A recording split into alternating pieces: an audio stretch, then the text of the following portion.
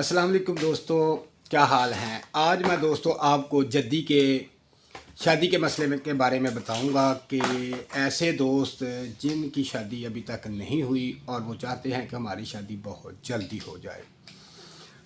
ये ख़ासकर जद्दी वालों के लिए है और जद्दी बुर्ज से तल्लक़ रखने वाले वो भाई और वो बहनें जिनका तल्लक़ जद्दी से है, उनके लिए ये आयत मुबारक बहुत ही अक्सीर है, बहुत ही अक्सीर है।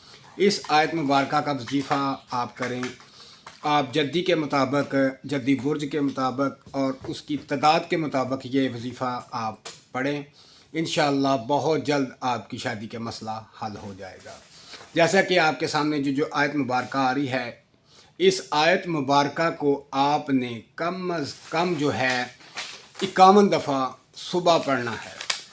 सुबह 12 बजे से पहले पहले आपने इस आयत मुबारक को रोज़ाना पढ़ना है और अल्हम्दुलिल्लाह बहुत जल्द आपकी शादी का जो मसला है वो हल होगा और बहुत जल्द हल होगा।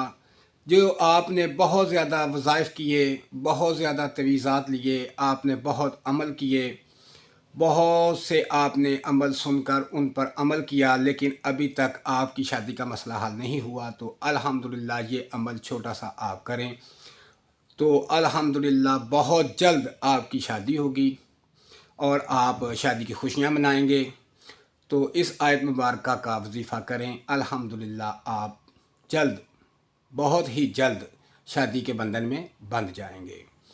तो मुझे दुआओं में याद रखें और इस अमल को करें और दोस्तों को शेयर करें। अगर किसी दोस्त का तल्लक़ जद्दी से है तो उसके लिए ये बहुत अक्सीर का अमल है और ये बहुत ही पावरफुल और अक्सीर आयत है। इस आयत का वजीफ़ा करें और बहुत जल्द आप शादीशुदा होंगे और मुझे दुआओं में याद रखें। अल्लाह हाफ़िज़।